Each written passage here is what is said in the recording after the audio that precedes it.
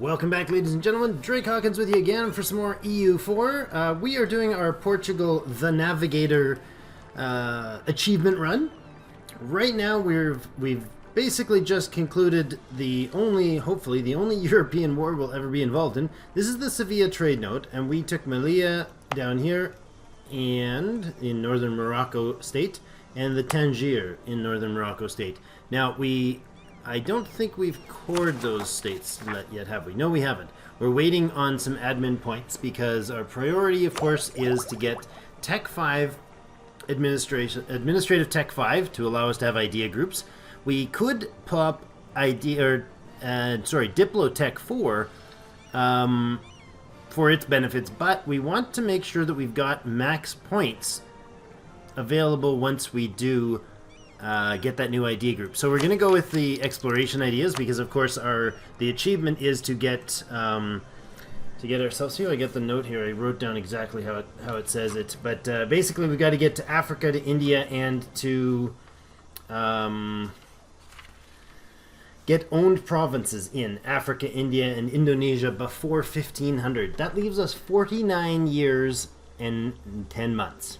That's so little time to do this. So what we obviously need is exploration ideas. We may even take exploration ideas, and then if our admin hits 7 before that, we may go ahead and get expansion ideas for the extra colonists there. But this will give us 2 colonists eventually. First, it'll give us 1 colonist and Quest for the New World, and then shortly thereafter, we need to get the colonial range bonus of the overseas exploration. Gives us a 50% colonial range. We do have the colonial range button under economic map modes, and click down here in colonial range, and it's going to show the range that we currently have. So Arguin is here, and if you zoom in here, we can get the Cape Verde. So Cape Verde is a 111. There's not much to it. Arguin is 111 as well. Again, not much to it. There's 5,000 people there though, and this one has none. So we'll probably 0. So we'll probably go with the island, so as not to have to fuss around with that. And I think. No, it's got the same colonial range. So colonial range bases on the maximum distance, and it counts like, okay, a supply ship reach, if you look there, and then supply ship reach 189, and then if you go down here, your ships would start taking attrition. So that's actually a further range away. So current colonial range only covers Cape Verde and Arguin. I'm not saying that right, I'm sure, but and we currently have the Azores and where is it? Medina. So we can, basing off of Medina, we can reach these 2. Tiny little reach. The rate it takes, we would basically be able to, once we colonize this, with our current rate, we'd be able to colonize maybe down here in the Ivory Coast. Maybe. Super long time if we need to take 10 or 15 years, or 10 years, or whatever it is, to get each colony as we go down around Africa. So we got to boost our colonial range. We'll probably spend money on as soon as we're done missionarying these 2 provinces. We currently are working on, Ceuta still. Then we're going to do Tangiers and Melilla, and then we'll come back and we'll drop the edict that gives us enforced religious unity there, to make that cheaper, and then we will not have to, unless we actually conquer someone, we're not going to have to do any more colonial stuff. So we can drop that guy and switch him up, hopefully, for a colonial range guy. So lots and lots to do. There's the planning for it. Wanted to explain some of those things while we're paused. We're not going to tend to this these ability to core provinces right now. We don't have the financial wherewithal to do much else at the moment. We are currently waiting on the Sunni zealots in Ceuta to pop here, or the missionary to finish. I'm not sure which will happen first. I think, 8.9. They might not pop if our missionary finishes in time.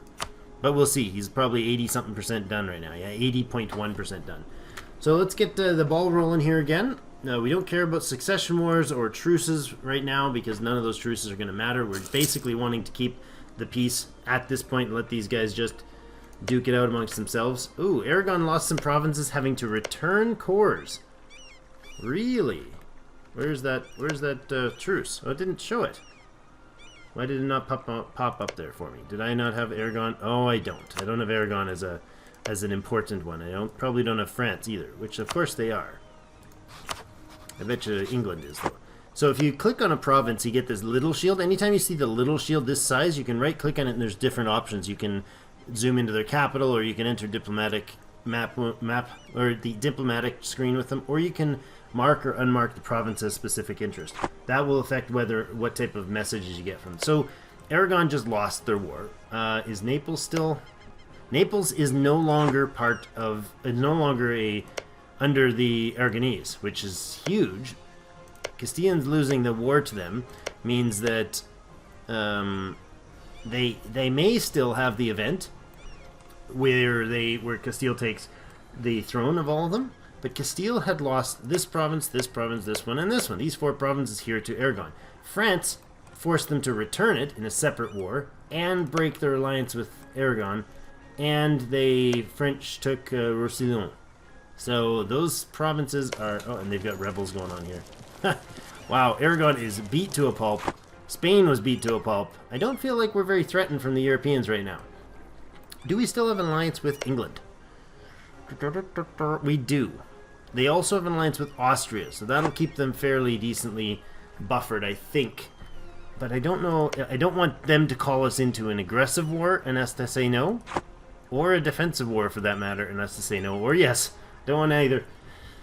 We have Moroccan pretender rebels going on down there, and Slemkin is friendly and now allied with us. That's right. So this is my my attempt to keep peace here. If we are allied with them, is there a chance that maybe Morocco, who is allied with Granada and Tunis, will be less likely to go to war?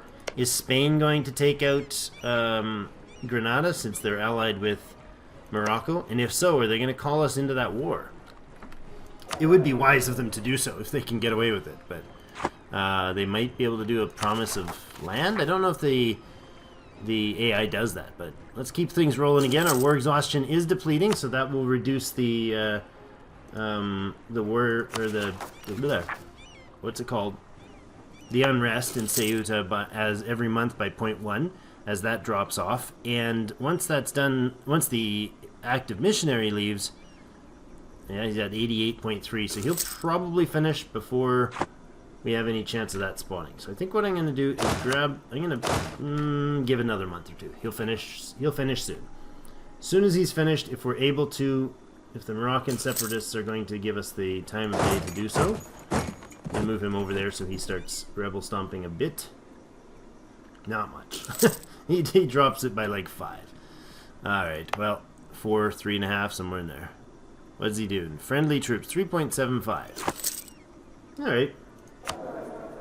So basically we're in cruise mode here. We got our embezzler of a jerk king right now. He's a 322. But we got this ridiculously good heir. Conqueror with yearly separation reduction of 5. That's huge. Plus he's a 4-5-5 heir. That's outrageously good. I've never had one of those that good pop when you have playing as Portugal. And I've played them dozens of times over the history of my thousands of hours in this game, and I've never had that. So pretty stoked about that. What? Oh yeah, okay, so he finished, that's good. So Sunni Zealots should disappear here, right? Yes, gone entirely. Now, does that mean that reset it to 0 and I can go ahead and switch this? No, does that turn the Moroccan separatists into zealots, or does it leave them as just an increased chance of... Yeah, it does. Okay, no problem. Will the 100% Moroccan separatists... That was quick. How did that happen so fast? Wow. Okay. That was outrageously fast. And Melilla is Highlands. We will not get a river crossing. They have a 2-2 general. We have a 3-3-3 general. They have a 2-2-1 general. We should be able to stomp them pretty quick. We're going to take some serious hit to our manpower there, though. 4,000 or 5,000 men, maybe? 6,000? Jeepers, that was painful. Oh, 5,000 men. 4,800 infantry, 179 bleh, words, numbers. We do get some army attrition or army tradition for that, which helps maintain things a little bit. They lose prestige. We don't gain anything much for stomping rebels. Gonna send these guys back to Ceuta. That's actually pretty awesome that spawned pretty darn fast. I love it, actually. That removes all the unrest because they have a recent uprising, which gives them -100 unrest for I don't know what it is, like, where is it? Recent uprising till 1461. So they get 9 years, basically. 10 years of, no. 9 years? 10 years worth of not being able to rise up. And these guys don't have any naturally now. So there it goes. All of our costs for the military can drop dramatically. And our first colony, hopefully, since we'll put it on the island there, is not going to be an issue for military either. So I like to leave a couple ticks so they can still move if they needed to right away, but super low cost. What's the difference? Like $1.71, or I can drop it down and save 30 cents, 20 cents. Yeah, that's fine. 0.2 ducats a month is not going to hurt my feelings much at all. Free advisor slot, and we are making a positive bank now. We have a debt of 441. That war with the Moroccans was tough, but we did get this humiliate rival bonus, so we're boosting our splendor pretty quick. We need to have Discover America or Embrace Renaissance soon-ish in our empire. We're not going to be able to get the large city anytime, probably anytime ever in this Let's Play, because we are just doing it for the...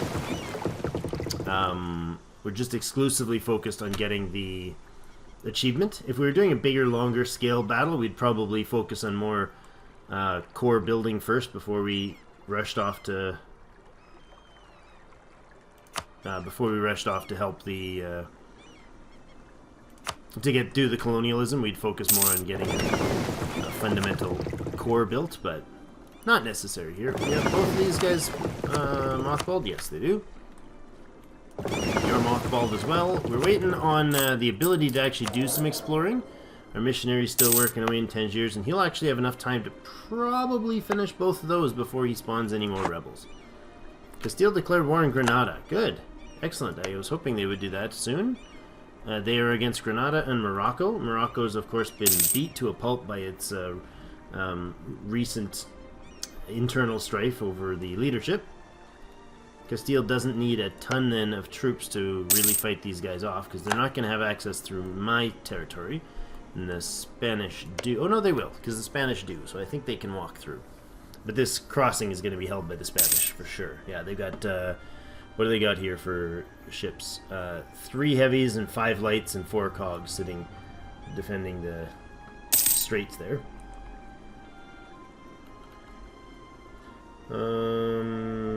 Yeah, accepted vassal. Leinster is now vassal of England. Aragon's dealing with particularist rebels. England has told us about an event called the War of the Roses. If you've played England, that's a pretty, can be a pretty crazy one. Massive uprisings if it's not handled well. I hate not having the advisor focus here, or the advisors here, but we can't afford it. We're only making 78 a month. Oh, fort maintenance. Right, where are you, forts? Shut up. Oh, wait, we have to make sure our devastation's gone. So when you have no fort active, like even if I instantly click the check mark, and you click on here, devastation is going to be dropping by 0.08 per month. That's going to take a long time to even get rid of one, that's like a year or more, whatever the math is, to get rid of one devastation. And we had 11 in Tangiers when it came active.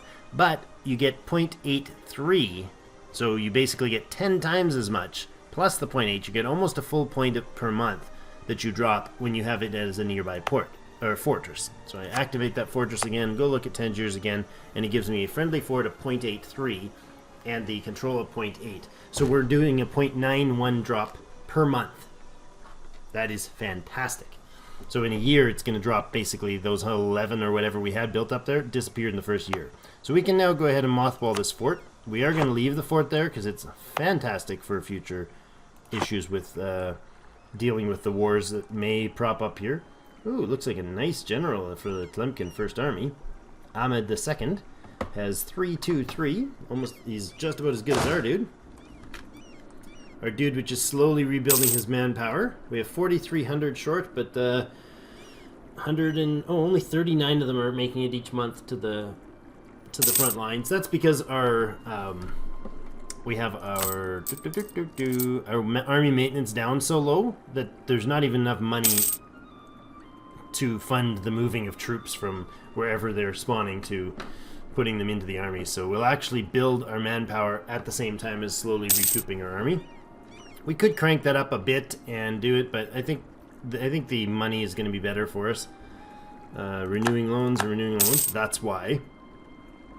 Hopefully we don't get above 2 inflation by the time that's all gone, and maybe we can spend a bit of admin points after we've got our next point up. We're calling our diplomat from Tlemcen. Let's send him off to improve relations here. We can actually do this. We could go to... We don't have any subjects. We could go to our new production interface. There's a diplomacy production interface. I'm sure most of you have seen this by now. But there's all sorts of options we can do. We can look at proclaimed guarantees. Who we could guarantee. Who we could send warnings to. Diplomatic actions like marriages and breaking marital... royal ties, claiming thrones, supporting heirs, all those things we can do. Recall the French diplomat. Aragon is no longer considered a great power. Yeah, that's because they got their butts kicked. Our truce with Castile has ended. Why did we have a truce with Castile? Did we start with one? Maybe we do. They've fully wiped out the Moroccans there. Or the Grenadians? Grenadians, not Grenadiers. Those are the guys with bombs. Hand bombs. They're fighting Morocco, but it doesn't seem like they're interested in dumping troops, which is probably a sensible way of doing it. We needed territory from them, so we did. Repay a first loan. That's great. So this episode has basically been mostly me babbling on about stuff, but we did take care of the rebel issue, and we've got quite a decent while before we're going to have to deal with them again, if we do at all. 1461, so we're quite a ways into that before we're going to have to deal with that.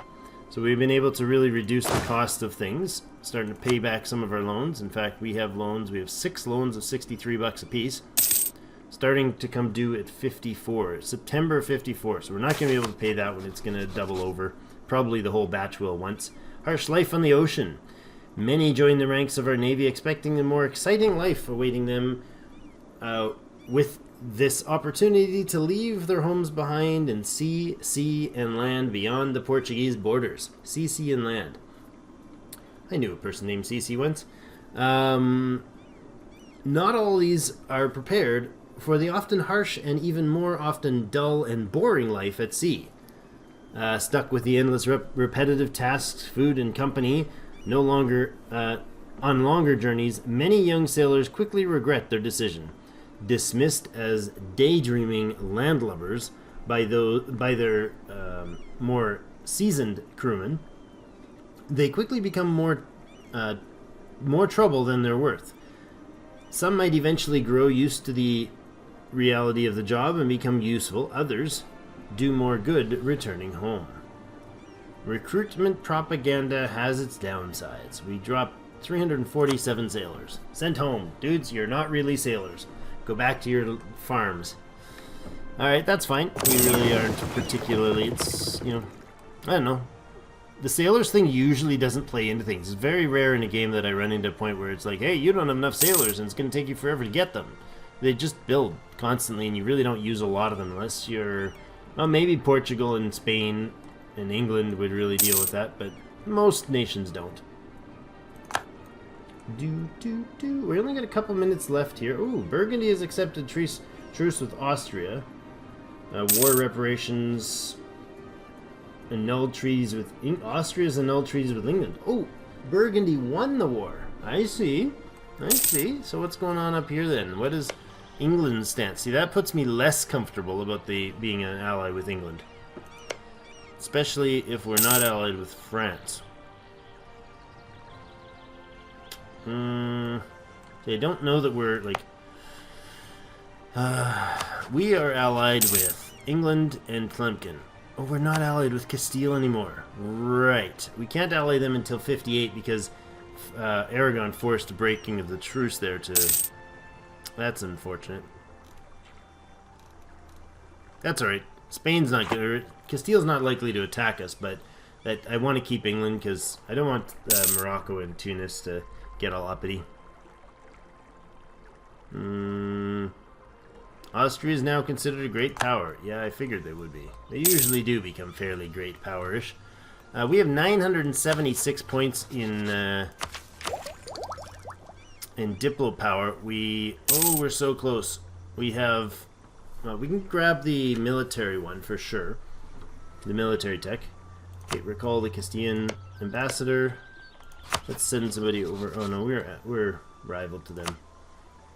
Let's buff up the English, buff up the Tlemcen. Yeah, Tlemcen. We're actually going to go ahead and improve relations here. So that's hold on a second. That's one thing I wanted to show off about this new one. In the diplomat, I showed you those ones, but I got distracted. The improve relations category in this diplomatic production interface here gives you 5 options. You can send, choose the type of target for diplomats to automatically start improving relations with.